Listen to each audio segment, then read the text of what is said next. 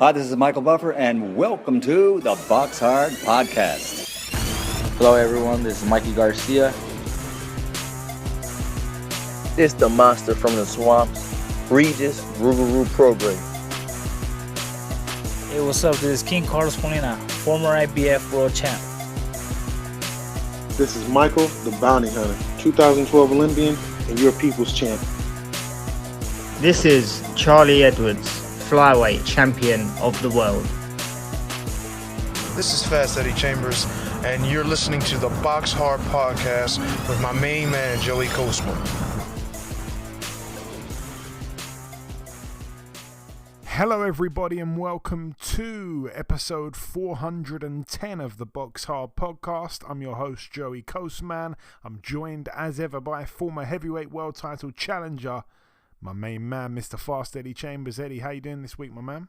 I'm good, my man. How about you? Always good when speaking with you, Eddie. It's going to be quite a short show, I reckon, this week. We don't have too much to review, and we don't really have too much to preview. Just a couple of cards, really, on the review part and a couple of cards on the preview part. But yeah, jump in whenever you can, Eddie, because I can't imagine there's going to be too much to kind of get involved in for you this week. But whatever you want to jump in and say, jump in and say. Let's start, though, with the review part. We're going to talk about this here. It went down last Friday, August 18th, at the York Hall in Bethnal Green, London, United Kingdom. It was live on BT Sport. Let's start with the undercard. A good win for Ryan the Piranha Garner, now 14-0. A TKO in round 3 against Juan Antunes, who's now 12-2. It was for the WBC International Super Featherweight title. A good win there for Ryan Garner. Looked quite spiteful in getting the victory, and yeah, I think it was a bit of a statement win really for him. Decent little opponent in there against him, and he stopped him with ease. I thought that one, could have gone the distance, to be honest with you. So good stuff there for Ryan Garner. Moving up the card once again, Nathaniel Collins, now 13-0. Boy, oh boy, did he impress in his Queensbury debut. A KO in the very first round against Raza Hamza, who's now 17-2 with a draw. It was for the British and Commonwealth featherweight titles. Like I said on last week's show, both guys in their respective last fights both boxed the same guy. And that guy was James Beach Jr. Nathaniel Collins knocked him out. Raza Hamza lost to him. So I said, that might play a factor here. I guess, I don't know if it did or not really. But yeah, Nathaniel Collins with a first round KO. He's completely blitzed Raza Hamza there. A lot of people saying maybe he was caught cold or whatever. But yeah, a brilliant statement there for Nathaniel Collins. And I think there's so many fights for him at featherweight now. If he's going to be as good as he was the other night, then yeah, that's a dangerous addition there domestically at featherweight. Not that he's only just popped up on the scene, but he's only just been signed to a major promoter, so I'm really happy for him there. He's certainly impressed. And yeah, the main event, Dennis McCann, now 14-0 with a draw, a technical draw, after 9 rounds against Iron Up Baluta, now 16-4 with a draw. I did say on last week's show, Baluta should never have been a 6 or 7-1 underdog to win on points.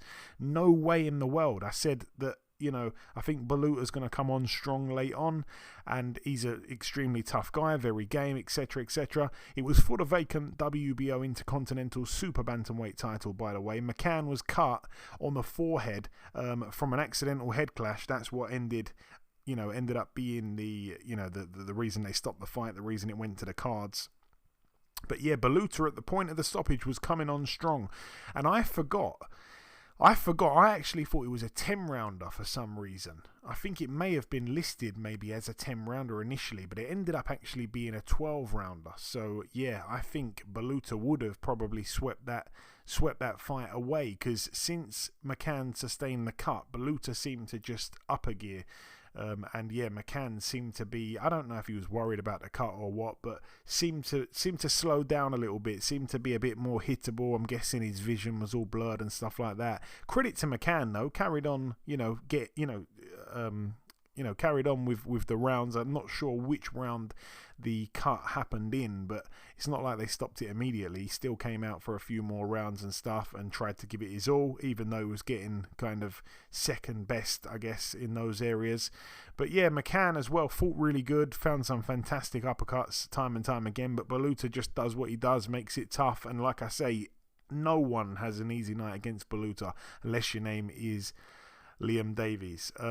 So yeah, I don't know. Are we going to see a rematch? I'm not too sure. I'm gonna guess that McCann will be out for a while, recovering from that cut. It was quite a bad one there.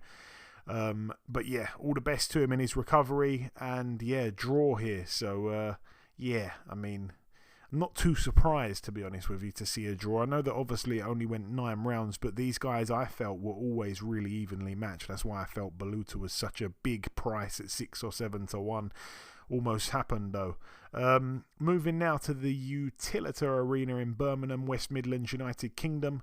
Over here, a couple fights to mention. Once again, Solomon Dakers. I said it on last week's show. I've said it every single time he's been boxing. This guy is really boring, and I hate to be negative, but once again goes the distance. 10 rounds against Chris Thompson, who's now 12-5 with a draw. Solomon Dakers 7-0. I knew he'd win the fight, but once again cruises to an extremely forgettable points win. Just completely doesn't have it. I don't know what he's missing, but for a heavyweight, like I say, you need to be banging people out, especially early on. It's just not there for Dakers. He just bores the life out of me. Also on the card, Jordan Flynn, 9-0, now 9-0 with a draw, a points draw, obviously, against Kane Baker, who's now 19-10 with 2 draws. It was a rematch, like I say. The first fight went the distance and Flynn managed to get a close points win, and then here they did it again, and this time a lot of people, including myself, felt that Flynn actually won it more conclusively than the first fight, but somehow ended up with a draw. I think Kane Baker, if I'm not mistaken, after the fight even said he felt quite lucky to have got a draw. So yeah, didn't really like that. But yeah, Baker down in round 2, and Flynn had a point deducted in the 10th and final round, which I think was probably pivotal there. But yeah, that's a real shame. Okay, yeah, moving on. Let's go to this one here. Galal Yafai now 5-0, a TKO in the first round against Tommy Frank, who's now 15-4 with a draw. It's probably got to be the end of it, I think, for Tommy Frank. Lost twice in a row now, both by knockout. Lost in round 10 last time out to Jay Harris, this time in just a round to Galal Yafai. I did jump on it. A first round or second round knockout was 9-1. That's to cover both rounds. So yeah, knockouts. A knockout in round 1 to 2 was 9-1. I jumped on that one, and that was quite a nice return there. 10 times your money if you include your stake. That's what you got there. Yeah, Galal Yafai, like I say, I knew he was going to start fast. I said it on last week's show. He's going to want to start fast. He's going to want to try and get him out before round 10. And will Tommy Frank sort of be able to cope with Yafai? And I felt it was always going to end in knockout. It was just a matter of when. But to get him out in the first round, I think was quite impressive. He absolutely battered him. And yeah, the corner of Frank threw the towel in. It was for the WBC International Flyweight title. I think Yafai can be moved quite quickly, actually. We know obviously his amateur success and the rest of it, obviously gold medalist, but yeah, I think they can move him as quick as they want to, really. But there are a few killers at the weight as well. I don't want no one to take that out of context. But also on the card, an absolute shocker, Cyrus Patterson, coming off a great win last time out against Chris Jenkins. And yeah, he is now 6-1 because he actually retired on his store at the end of round 8, didn't come out for round 9 of a scheduled 10. He was down 3 times, round 3, round 5 and round 6. Both boxers cut. Conor Walker, like I say, really came to fight, man. I was shocked because he's not really known as a big puncher, but he just kept catching Pattinson and hurting him. And Pattinson's got that kind of style where if he wanted to box, he'd probably win fights a lot easier than he does, but he wants to have a fight, he wants to have a tear up, and in doing so, he gives his opponent a massive chance, and that's really what happened here. And Conor Walker, credit to him, soaked up any pressure, and yeah, just landed the shots that counted, and in the end, I mean, God, he was well ahead on points. I think Conor Walker at the time of the stoppage, and yeah, the corner I think was the people that actually stopped that fight for Pattinson, because he came out saying, you know, I'd never quit and stuff like that.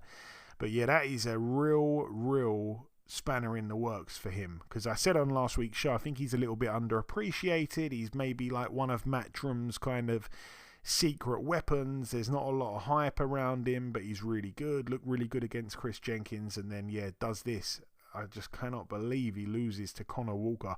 I really didn't see that one coming. One of the biggest upsets you're going to probably see all year. And then moving to the final card to mention, it went down yesterday at the Hordern Pavilion in Sydney, New South Wales. Just a couple of fights to mention. Luke Jackson returned to the ring, former opponent of Carl Frampton.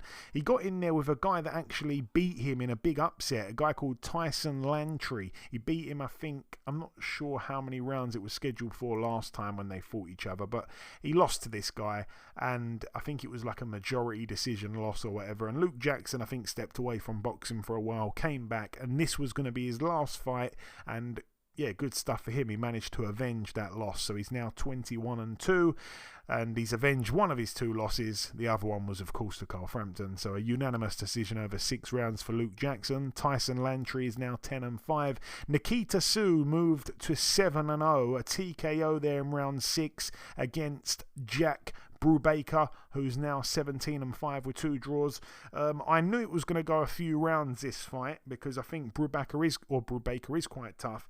But I noticed that Tim Sue knocked out Brubaker in round 4 when they fought, and I don't obviously think Nikita is as good as Tim, so I thought it's definitely going to at least go 4 rounds here. And it was interesting to see the over-under was set at 4.5. I thought that was really interesting there, and I can't remember if I backed that or not, but yeah, that was a good little bet there.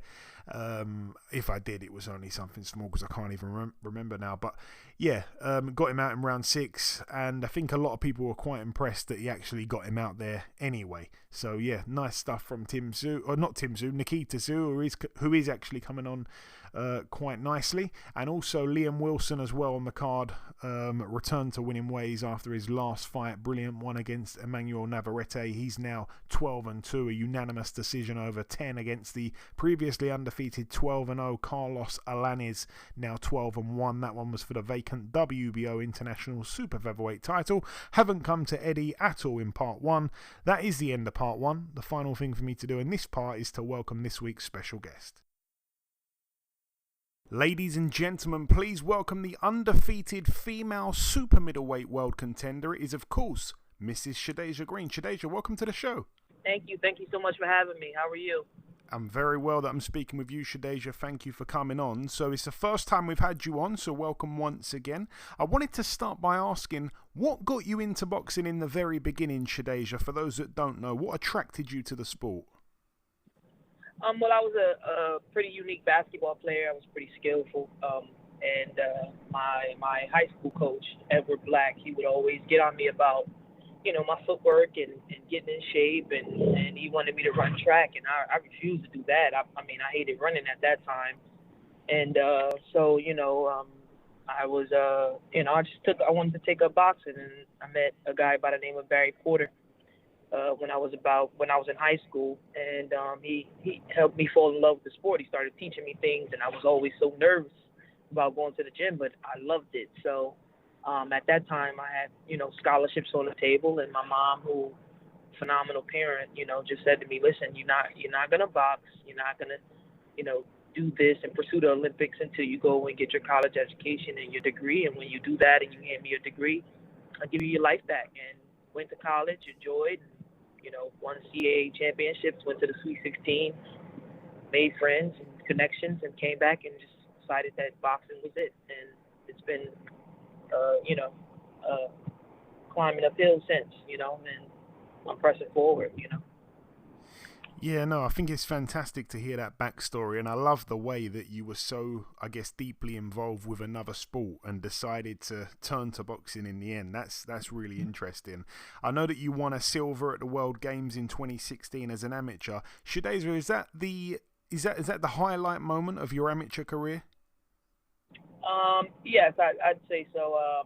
With just want people to understand, I only had 5 fights when I went to the World Championships to represent the United States. Just 5. I mean, I won the Nationals. That was my 5th fight. So I would say the Nationals, of course, and my trainer, he's really good, Barry, at the time, Barry Porter, who's still in my corner, alongside with terrific guests. He was very confident that even with just 5 fights and me being a heavyweight, I could still do so well. And I had never fought. I was probably fighting maybe once a year. I had never fought in front of a crowd. I've never fought 4 or 5 times, like back-to-back. I was fighting every day because we were the lowest seed for the heavyweight. So I'd say that's pretty definitely a highlight of my amateur career. Yeah, that's an amazing achievement, by the way. And obviously, turning pro, you've now had 13 fights. You've stopped 11 of the girls you've been in with, which is highly impressive in itself. Since the Hernandez fight, which was your 3rd fight, you went on that crazy run of knockouts. 4 of them as well, back to back, were all first round, somewhere in there. I thought that Elin Cederroos might break the streak and actually go the distance, but I was wrong. That was just 2 fights ago now. It was obviously your MVP debut, but another highly impressive performance from yourself. Just talk me through that fight, Shadasia. Obviously, Elin is tough, but you managed to finally break her in that 6th. Yeah, Elin Cederroos, I respect her now. I respected her then. She was 2-time unified world champion, and I knew that she was bringing a great deal of experience that I hadn't seen just yet, prior in my boxing career. I mean, I faced girls with good experience that's been in there with world champions and title shots, but Elin brought something different. She was actually bigger than me, taller than me, and she just kept coming forward. So I just stuck to my game plan. Wasn't necessarily chasing the knockout. I was just putting combinations together and also being defensively responsible in that fight as well. And I showed a different style. That knockout was off like a back foot and moving around and boxing. And it came, and I was glad. I was glad to have her as a dancing partner, and glad to share the ring, and just glad to be victorious in that fashion. Yeah, like I say, it was a fantastic performance, probably my favourite one of your career. I mentioned the signing with MVP, obviously most valuable promotions, Jake Paul's outfit. I wanted to ask, how did that actually come about in the first place? Obviously, it's great to see what he's doing with Amanda Serrano. It's great to see what he's doing, actually, to women's boxing in general. I love that, by the way. I get a lot of women on the podcast, hence why you're on now. But it's fantastic that he's doing something that you can all shine with. But yeah, back to my question, how did that actually happen in the first place? That actually, I have to give a lot of respect and love to Amanda Serrano and Jordan. They had been mentioning my name for some time about me being the next best female fighter to perform. So they were very consistent. And then when she signed, we kept in contact, so to speak, a little bit through Instagram and stuff like that. So they were just word of mouth, and then MVP, I guess, started taking interest and looking into what they could do with me and watching how I carry myself in my career, and they gave me an opportunity to fight on Jake's card when he fought Anderson Silva, and they liked what they saw, and I became a part of MVP family. That's excellent, man. And your last fight, we should also touch on. You boxed another very tough, very game opponent, Olivia Curry. On that occasion, I actually did think you'd probably get her out of there. I think at times during the fight, I think her corner could have threw the towel in, I'll say. I think the corner were very brave. But ultimately, she showed incredible toughness and determination to hear that final bell. I believe you felt you had a bit of an off night. Talk me through it, though. If you, based on, like, my mom and just, I guess I would say close-knit, like my mom and my parents, and maybe, I guess that's it. But, you would think from watching it from their point of view and them being on the floor and watching it, I'm saying to myself, yeah, this is an off night. But when I go back and I watch it, there's times I could have poured on more. There's time, but I was very sharp and very. I felt like the commentary, of course, they can be a little tough on fighters, which is expected. We're in a sport where it's their job to criticize you. It's their job to paint a picture of what the fight is expected to look like and what they're seeing. I felt like I was dominant every round. Olivia Curry was just an extraordinary tough girl who came to fight, and she brought some of the best out of me. Everything plays into a factor. No excuses as far as the crowd and everything. And I am just so blessed and appreciative of Olivia Curry.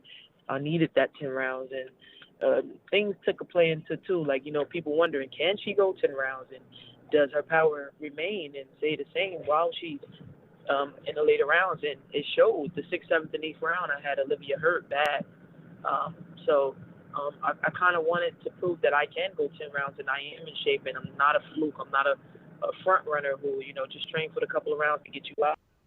And to compare the two with Elin Cederroos, who was a unified world champion, and then Olivia Curry, who actually has a good record as well and ranked 5 in the middleweight division.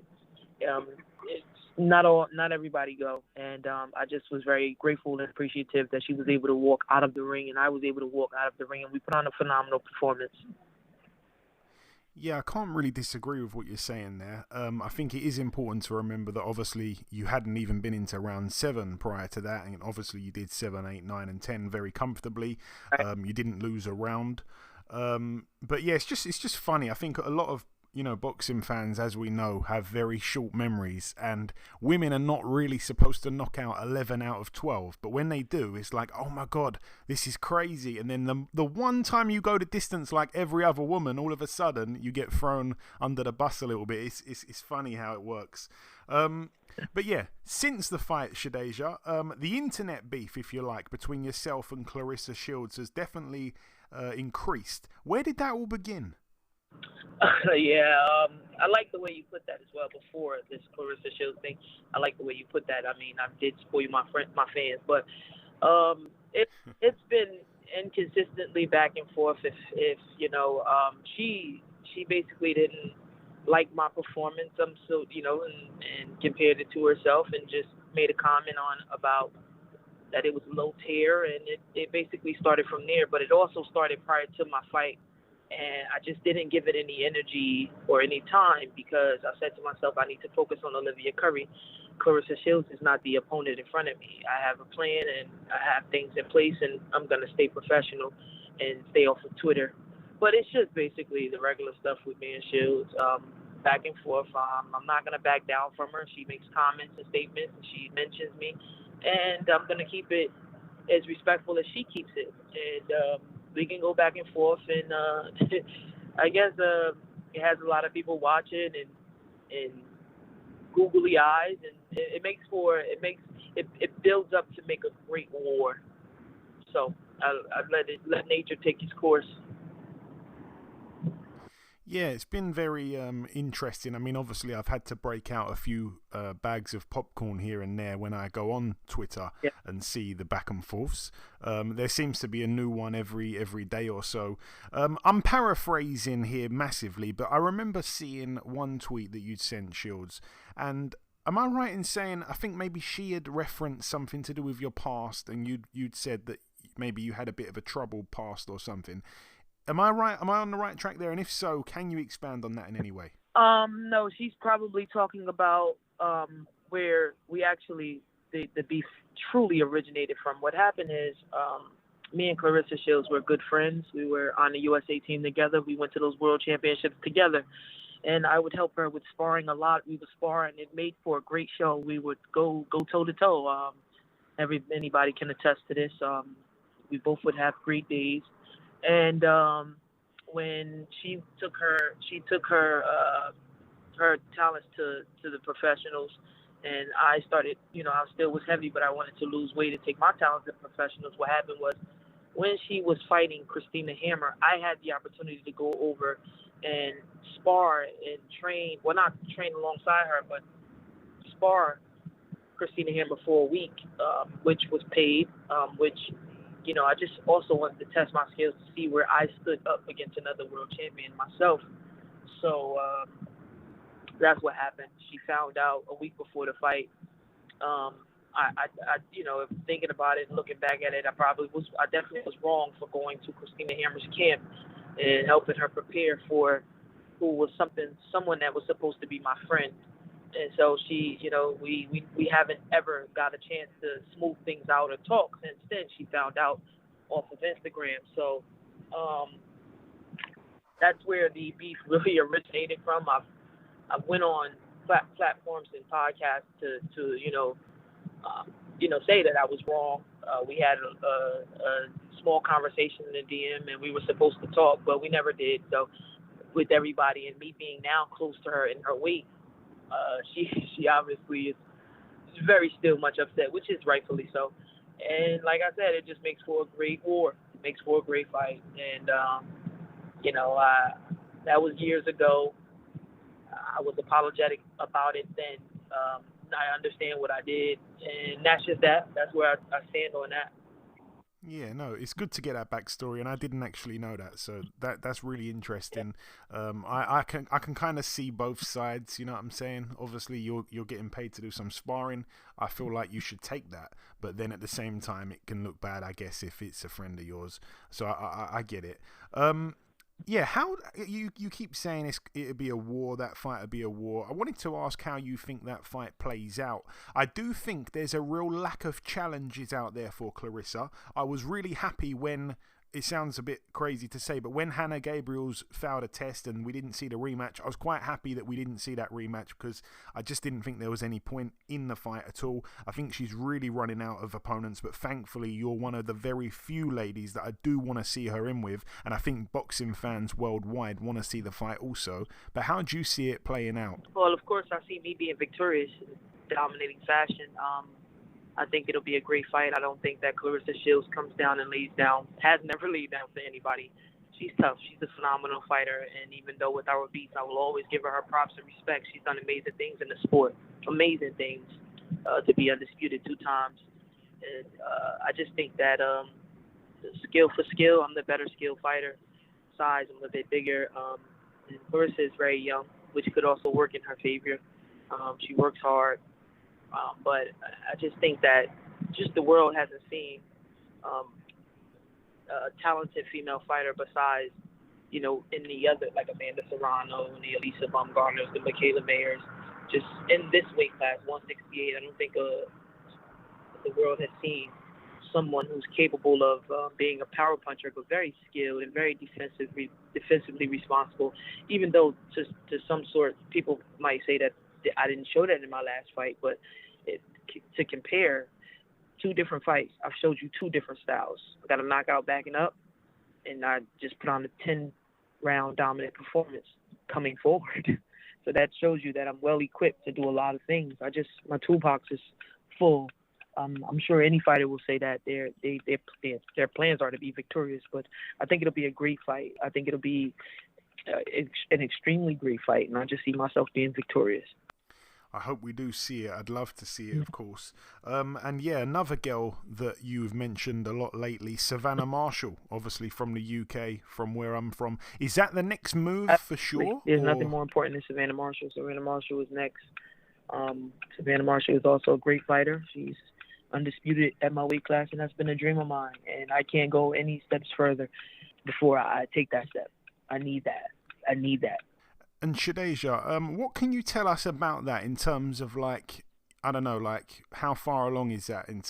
Is there a date? Is there a location? Has there been conversation? That's for my team to discuss. I wouldn't have any answers as to a date and location. They're on it. My team is doing a great job. My managers and Nikisa, Veronica, and Danny, MVP, and everybody who is in place to handle those things are doing a great job of, keeping me informed when I need to be and communicating back and forth to get this thing situated and going. So I don't have any answers as far as the date and time and whatnot, but I'm looking forward to that matchup. I really am. I want to ask as well, what do you think of Savannah as a fighter, Shadasia? Because I think she let herself down against Shields. I think she's better than that, but she was awful against Shields, in my honest opinion. Yeah, I thought she fought a good fight. Savannah has a different type of style than your average fighter. She's tall. She's skillful. She has power, and like I said, styles make fights. And Claressa is more of a, punches and bunches and aggressive. So I think Savannah's a great fighter as well. And she's doing an amazing job at getting in there and handling business. She took one loss. Great champions can take a loss and bounce back, right? Now she's a champion, so this could be an extremely confidence booster for her. So I'm probably going to be in there against a dangerous Savannah Marshall, but I'm up for the task. I believe you. I think she did well to bounce back against Franchon Cruz. That was a good win for her for sure. But yeah, just before we wrap things up, Shadasia, I've kind of flown through everything I had for you. I just wanted to throw it over to you. If you've got any closing words just before we wrap it up, if you want to sign out with a little message to the listeners, and of course, do not forget to drop your social media handles as well. Yes. I just wanted to say thank you for, allowing me to tell my story on your podcast. I enjoyed this conversation. And to all the fans out there listening, just keep supporting me. It means a difference. It makes a difference, and I appreciate it. I love to fight. Okay, even if I'm nervous or scared, or anything, I love to fight. And follow me on Instagram, Shadasia_Green, on Facebook, Shadasia Green, on Twitter, Shadasia Green. I'm really active on Twitter sometimes, especially if someone mentions me. I interact with all the fans.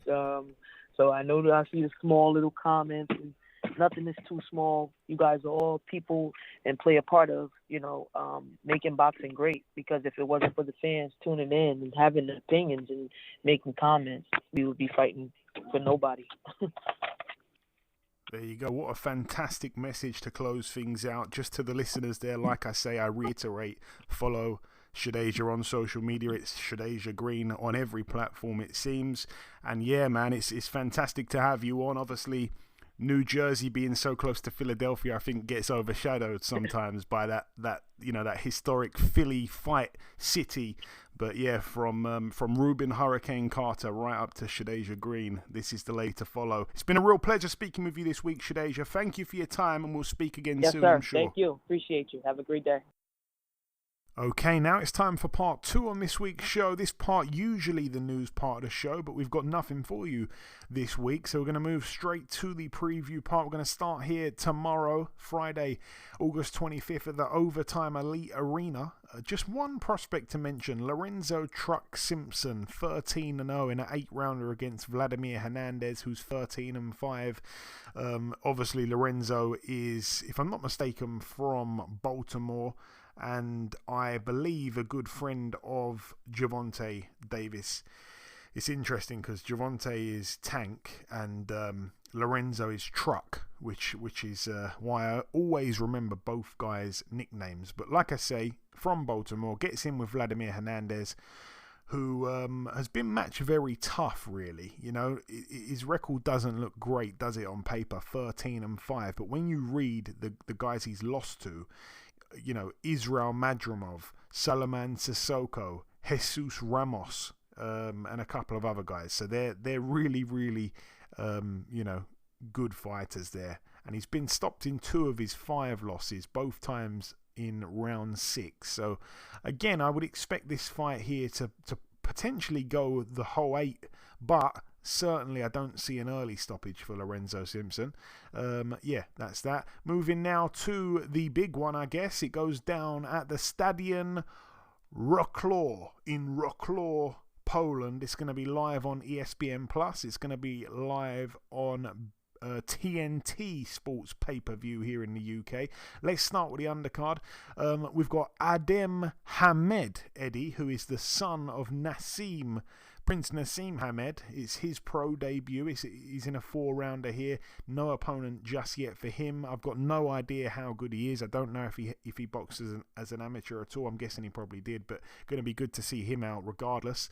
We're also going to see Daniel Lapine, who I think is signed to like U6 promotional team or whatever, because he seems to end up on a lot of these USIC undercards, if I'm not mistaken. But yeah, he's a 6'6" Southpaw light heavyweight, 7-0 with 1 KO.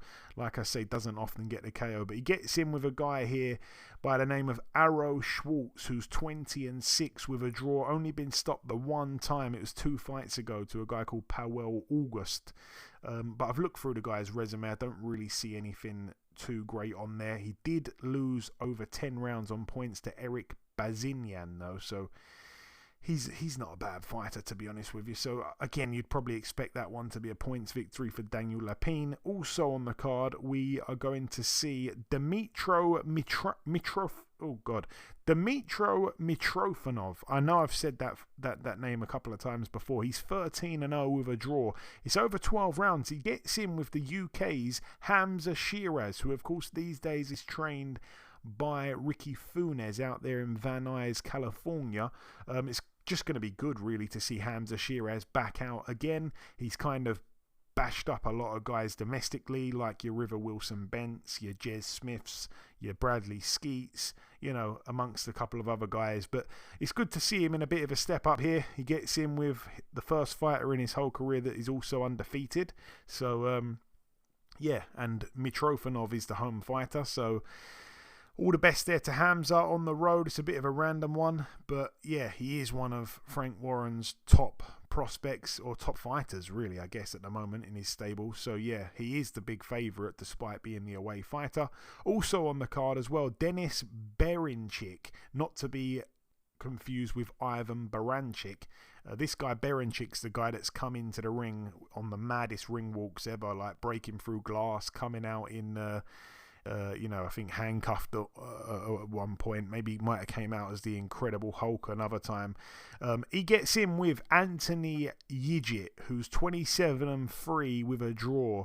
I think this would be quite interesting, to be honest with you, because Berenchik, I don't think is as good as his ring walks, and I was at his last fight when he beat Yvonne Mendy on the Fury Chisora 3 undercard.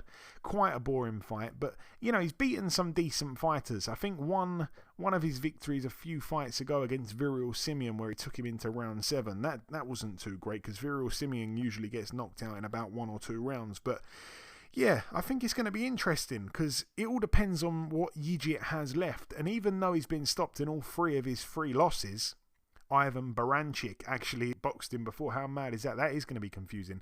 He got took out in round 7 against Baranchik, round 7 against Rolando Romero, and round 9 against Keyshawn Davis. So basically, he always goes into the second half of the fight. Again, I can't see Berenchik getting him out early. I think it could be Berenchik on points, which you can more than double your money on. I think that's a decent little bet there.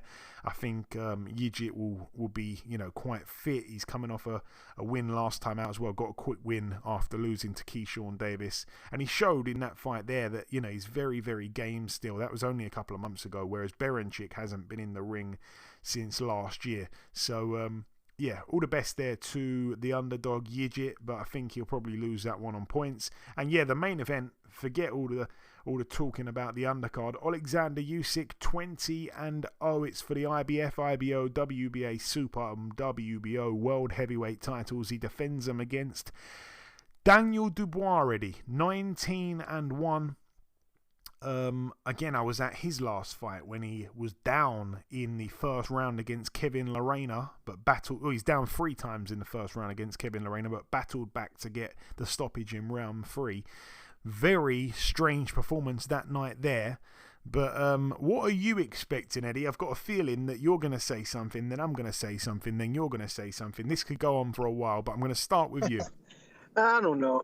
Honestly, I think most people would think this is a little bit of a mismatch. In my opinion, I just don't really see Dubois being able to really do anything. I think he's as good of a puncher and as strong as he might be. He's a little too basic. I think for Usyk, it's a little bit too easy to see. You know what I'm saying? What he's trying to do. I mean, he's not super duper slow or anything, but he's not overly fast. He's not a sharp type of boxer necessarily. I mean, he throws good shots from the outside. Big, he has big power in his right hand. Good jab, but it's all pretty rudimentary and very easy to see. And I think for a fighter like Usyk, he's going to be able to pick him apart. He might not stop him early or do anything like that. But looking at what happened with Kevin Lerena, who knows? You know what I mean? If he gets caught right, who knows where it's going to go? But I just see Usyk being a little bit too much for him, having too many dimensions, too many things. He's just too capable in too many different ways for Dubois at this point. And it's no hate or anything, and I'm not taking anything away from Dubois, and I'm not saying that, hey, lightning can't strike, because it can, but I just don't see it happening, and I see a Usyk victory, most likely mid to late round stoppage. Interesting thoughts, Eddie.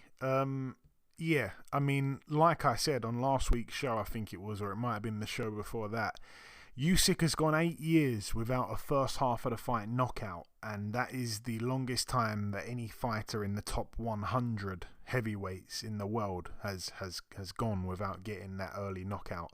So for me, if there's an early knockout, it is going to be Dubois who gets it. That's my opinion, no question about it.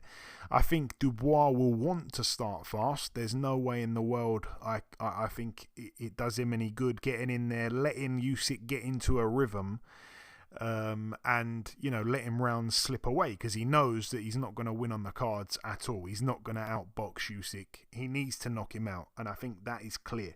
Now, one thing that I would say, and I think you will probably agree, Eddie, is that Dubois doesn't have the IQ of an Anthony Joshua. And the reason I'm comparing the two is because they're both the same size. They're both big hitters, I guess, and they kind of have similar builds in many ways. So where Joshua has that IQ, and at times he wouldn't let his hands go because he wasn't set, and Usyk was doing things to bamboozle him and things like this, he didn't feel comfortable to let his shots go at times. I actually don't think Dubois will have those same issues, because I think Dubois is just going to let the shots go because he doesn't have the IQ of not knowing when to let a shot go and when to let a shot go. I actually think that it could work in his favour having a lower IQ, if that makes any sense.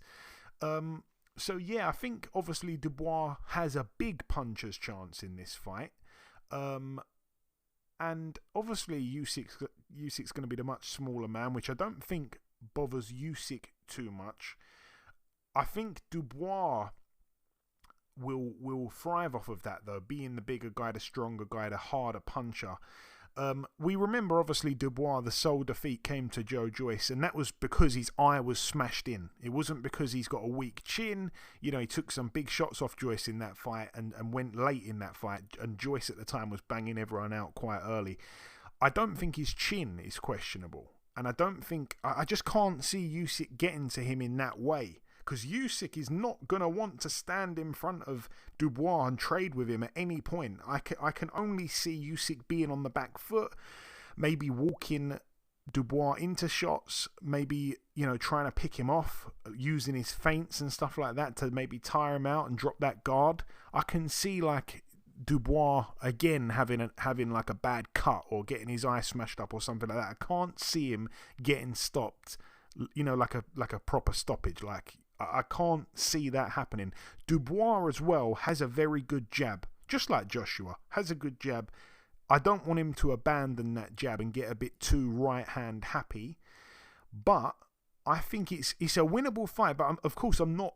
That's not my pick. My pick would be, I think Usyk wins on points, or I wouldn't be surprised with a late stoppage from Usyk in rounds like 9 to 12.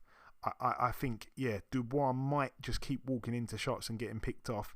Usyk to win on points is 3-1. I think that is a really, really, really good odds. And by the way, Dubois to win by knockout, 10-1. I don't care what anyone says. If you can hit like Dubois, you shouldn't be 10-1. I don't care how good Usyk is. Dubois is bigger, stronger, and he's got the punch. That's my thoughts on it, Eddie. I don't know if you want to take any of that apart. No, I guess. Your thoughts are very similar to what I'm saying. And I do agree that if anybody's going out early, in most cases it would be Dubois. But I wouldn't be surprised. I mean, I mean, You yeah, mean I'm Usyk, sorry. Yeah, you it would be. Usyk. I mean, I would. Yeah, you Dubois would be the winner. But yeah, Usyk it would be. Yeah, you're right. But even with that, I mean, like we saw the whole situation with Kevin Lorena. I'm not saying that that's going to happen again. You know what I mean? That may have just been a weird situation. I mean, something could have happened in the fight. Who knows? You know what I mean? I don't even know if there was anything that was said after the fight that alluded to some kind of issue that he might have had in camp or just. Eddie, let me just jump in. I hate to just jump in there. I just want to say, I didn't see anything after the fight as well, and that was I actually forgot that fight took place. I saw obviously Dubois' record and thought, oh, hang on, I was actually at that fight. I wasn't sat in great seats, and I never heard the commentary, but it was weird. I didn't know if he'd like hurt his ankle or something from the first knockdown. Something didn't seem right, and I haven't actually heard it addressed at all. And when I remembered that was like a little bit of a worry. I was thinking, if Lorena can do that, obviously Usyk can do that. But having said that, I do think Lorena took risks that Usyk won't take, especially early on. Yeah, and that's true. But it's just I think with Dubois and me as a fighter, I'm just thinking like for example, I'll give you something with Tomas Adamek, right? Even though I think he has probably more dimensions than what Dubois has, you know what I mean? I think he did a few more things than Dubois. I still think Tomas was extremely easy to pick apart from a boxing perspective. He always fired off the jab, 2s and 3s. It was always on the same cadence. It wasn't anything different. He never started really with a right hand. It wasn't so much that he threw single shots, but everything he threw that was in combination was off the jab. See, after a while of doing this, and when you've been in the sport extremely long, you're able to pick apart little details of fighters that seem really good and really talented and all of this and that, but their skill level is high, but it's still extremely basic. That's what I see with Daniel Dubois. I think Dubois has a good level of skill. He's a good boxer, you know, in reference to he throws his punches correctly. He's a big puncher. He's strong. You know, he is durable, you know, contrary to even what I'm saying about the whole Lorena thing. He's tough, but he's right there. And each punch he throws is something you can see. He's not like a Vladimir or a Tyson Fury or a Usyk or even an Anthony Joshua in situations. He's a little more vanilla in a lot of what he does. So where you can see what a guy's offensive capabilities are from, like I said, a boxing standpoint, and someone who can looks, especially a good guy, a good fighter defensively like Usyk is, and he's good at picking things apart. I don't think it's going to be as complicated as it may seem. Now, if I'm Dubois, and I'm pretty sure, you know, like I said, they got Bash. Like, I don't know if I said it earlier or not. I can't remember if I did. But Bashir, who used to work with Usyk, is helping, I think, Dubois, if I'm not mistaken.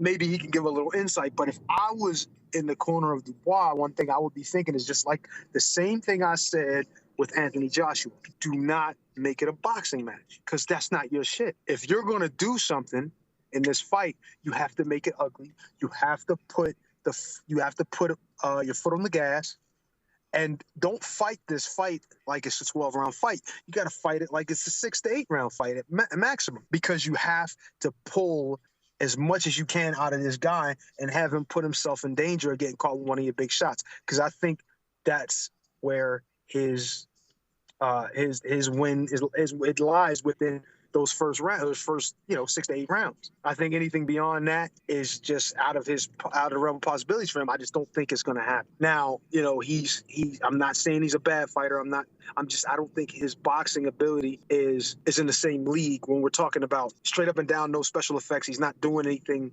you know, unbelievable. He doesn't, you know what I mean? I think it's extremely basic. And Usyk coming from a cruiserweight, which the pace is faster, the guys are typically faster, I don't think he's going to struggle seeing the shots come. Now, I could be wrong, but this is just my assessment of it. And this is why I say that Usyk will get a mid to late round stoppage, because it's just going to be eventually It's going to be taking a lot of punishment. Now, if he catches him, he catches him. That happens. But I just don't see it coming. I just don't see it happening. I see Usyk being able to see what he's throwing, and understand what it is. And I see a mid to late round stoppage. I don't think it's going to be too difficult. Well, we shall wait and see. To be honest with you, Eddie, nothing that you said, I don't really feel like I need to respond in any way. I kind of agree with what you're saying. I get what you're saying. It's boxing's funny, man. It's a smart man's sport, but then at times it's a bigger and stronger man's sport. And it's weird how a guy with such a high ring IQ like Usyk has, like, he's the much smarter boxer, but Dubois having that lack of boxing IQ can make him even more dangerous, I think. And that is why boxing. I forgot to even mention that, but that is a hell of a point you made, and that is a real fact, a real serious fact. I like that, what you said, because that makes a lot of sense. But I think even in this case, with him having the low IQ, even though it could be a positive thing, I think if he had a low IQ and fought with a style similar to Deontay Wilder and wasn't good basically with boxing, you know what I mean? Like, knew how to throw the straight shots and the right hands and the left hooks and everything the way they're supposed to be thrown, but just doesn't have the great IQ. And I think, so contrary to what most people would think, I think Deontay Wilder has a decent IQ. I don't think his IQ is terrible. I just think he doesn't know how to do certain things in the ring. I think with his experience now and what he has and knowing what he has, I think his IQ is actually one of his stronger points rather than just, one of his weakest points. I think it's his awkward style along with that and understanding what he has and playing to what he has, I think is why I say his IQ is not so bad. Deontay Wilder knows he's not the most skilled fighter in the world. Deontay Wilder understands that he has the right hand of Jesus, basically, and every time he lands it, people go to sleep, and he plays to that. But I think with Dubois, even though he's strong, he's tough, his lack of IQ with his basic boxing skills, I think is what's going to put him in trouble with Usyk. And although I do agree with what you're saying, Joe, and that does make a hell of a point with that, I just think that he needs to have a more awkward style for that to be effective. And I just don't think it's awkward enough. I think his basic boxing IQ and his basic boxing skills was going to put him, behind the 8 ball here. And I think it's just going to be too easy for you to see him pick apart. Well, there we go. We'll wait and see. Not long to wait now. It's definitely a fight I'm really excited for. And then moving now to the final card to mention. It goes down at the Hard Rock Hotel and Casino in Tulsa, Oklahoma, USA. It's going to be live on ESPN. It's going to be live on Sky Sports as well. I cannot wait to tune into this one as well. Let's start with the undercard. We're going to see Nico Ali Walsh 8-0 with a draw. Of course, drawing in his very last fight to Danny Rosenberger. He gets in with a guy called Sona Akau, who is 7-1. He's actually all 7 of his wins. He's got 4 KOs. All 7 of his wins have come to guys without winning records, and the one loss was actually his last fight. He lost to Cameron Crail, who was 19-27 with 3 draws. He actually got TKO'd in 6 rounds. That was just 2 months ago. He gets in here with Nico Ali Walsh, who you'd say would win this fight quite easily, I'd say. Also on the card, we're going to see Bakodir Jalilov, the Olympic gold medalist. He's 12-0 with 12 KOs. He gets in with a fighter who I'd never heard of called Onoriode Ewarime, who I've probably pronounced his name wrong, but anyway, 6'7" from Nigeria. His record is 20-2 with 19 KOs. He's got 2 stoppage losses. First round loss to Rodney Hernandez and a 4th round loss to Zan Kosabutski. So yeah, I don't know where they found this guy from, but obviously he can punch. But you'd expect Jalilov to just knock him out at some point. Also on the card as well, Bruce Carrington 8-0 gets in with Angel Contreras, who's 13-6 with 2 draws. That's over 8 rounds there. Also on the card as well, big shout out to this guy here, Abdullah Mason. He's 9-0 with 8 KOs. I think he's only 19 years of age. He is out again. He boxed just last month. This will be his 4th fight of 2023. He gets in with Cesar Villarraga, who is 10-7 with a draw, but only been stopped 1 time in those 7 losses, and that was back in 2015, so 8 years ago now. But Abdullah Mason would like to, of course, get that stoppage. It's over 6 rounds there. All the best to him. He's certainly one to watch. What else do we have on this undercard? Let me see. Jeremiah Milton, 10-0, gets in with Craig Lewis, who's 15-6 with a draw. That's over 8 rounds at heavyweight.